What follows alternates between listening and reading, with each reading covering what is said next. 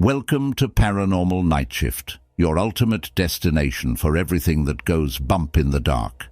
This is where your spine-chilling fan stories come to life, and the mysteries of the supernatural unfold before your very ears. Tonight's story comes from Felicia, and it's one you won't forget. She calls it Camp 42, a tale filled with eerie encounters and unexplained events. But before we dive into Felicia's story, here's something you won't want to miss. Head over to paranormalnightshift.com to grab your free copy of The Birth of Dimensional Desperado, the first ebook in the exciting new series, Dimensional Desperado. Discover how Buck Freeman, the Shadow Sheriff himself, started his paranormal time-traveling adventures. It's a must-read for any fan of the supernatural. Now, turn off the lights, settle in, and get ready for Felicia's haunting tale, Camp 42. The summer of 1996 was a time of sticky heat and thick, restless nights. I was only 6, but in the shadows of southeastern Kansas, in an old mining camp known as Camp 42, age didn't matter. It was a place where old stories lingered like the dust that hung in the air. My brother, Garrett, was 12 then, already tall and gangly, carrying a look of certainty that I, his little sister, admired. We both grew up on tales that our family told us, the kind that nestled deep into your bones. Our dad, Terry, and Uncle Mark had spent that late summer day laboring on Grandma's new trailer installation. After Grandpa had passed in '94, the old house had fallen into a ghostly state of disrepair, creaking at every joint, termites eating away at its structure. So, the new trailer was hauled in, set up, and finally hooked to utilities. Uncle Mark had even built a fresh porch on the front, its wood gleaming, unstained by the Kansas sun. By the time evening settled in, the rural utility company hadn't installed any streetlights. Out here the night felt like a living thing, draping its thick black shroud over everything, swallowing sound and light alike. My brother and I had been itching to help all day, tagging along like puppies, and our patience was rewarded. Uncle Mark's final task was to set up the mailbox post.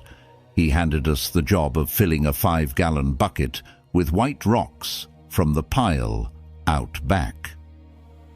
"Take the flashlight and stay together, all right?" he said, his tone firm but trusting.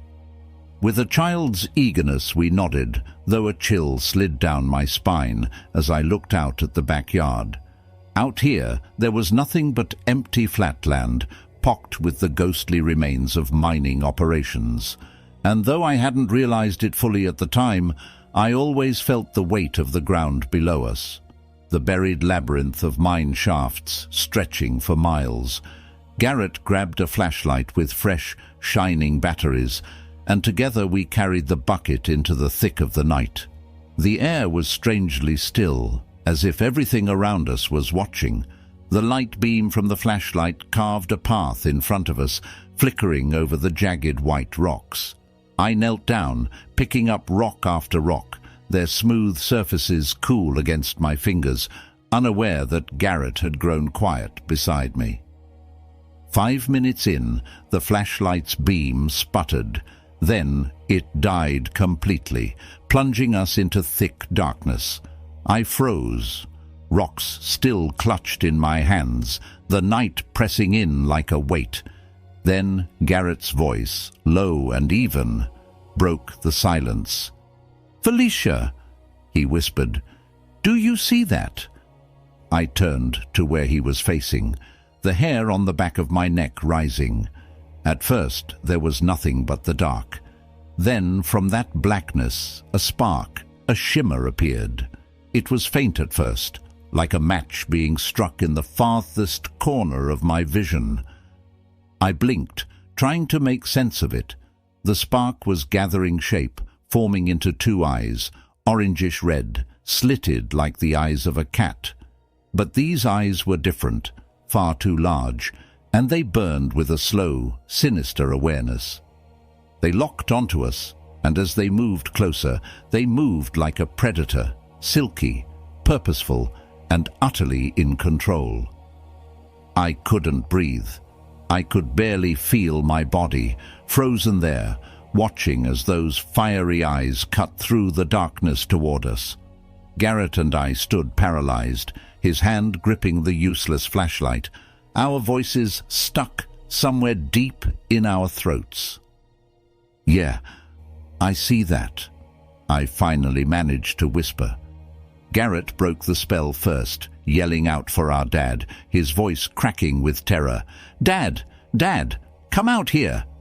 In that moment, the eyes turned, sharply, alertly, as if disturbed from their hunt.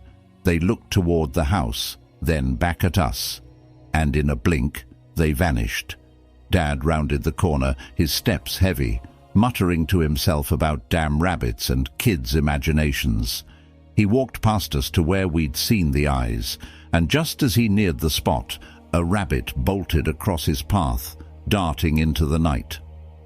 "See?" he said a little too quickly. "Just a rabbit. You two are seeing things. Got spooked." He herded us back inside, and once we were there, he and Uncle Mark separated us, asking us both to tell our side of what had happened. We didn't speak a word to each other as we walked back, our silence laden with the weight of what we had seen, our faces pale under the harsh kitchen light.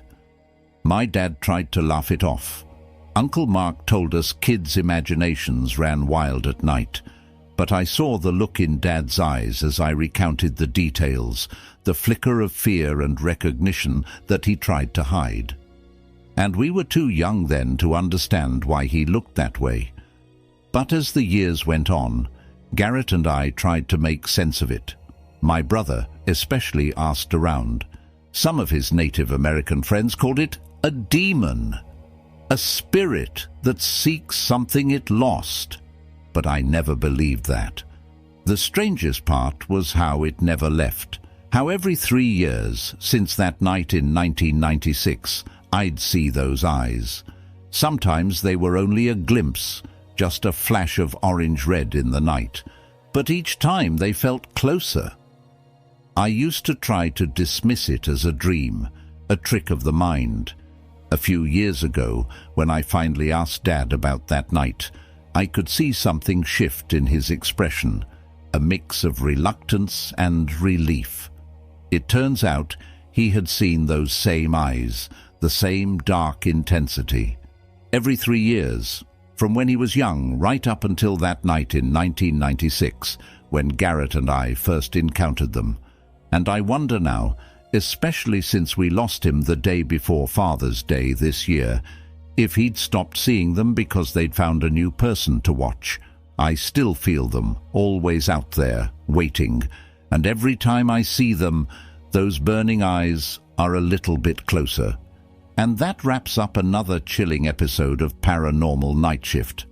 Felicia, thank you so much for sharing your incredible story with us. It's been a journey we won't forget. Before you go, we'd love your support to keep the show going strong. If you want an ad-free experience and early access to all future journeys in the Dimensional Desperado ebook series, be sure to join us on Patreon. But if Patreon isn't your thing, no worries. You can still subscribe to the podcast on Spotify and YouTube. And while you're there, leave us a comment to let us know what you thought about this episode. We love hearing from you. Oh, and don't forget to head over to paranormalnightshift.com to grab your free copy of the first ebook in the Dimensional Desperado series, The Birth of Dimensional Desperado. Trust me, you don't want to miss it.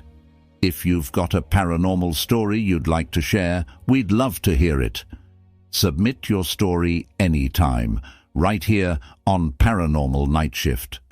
Until next time, Nightshifters, stay curious and keep looking beyond the veil.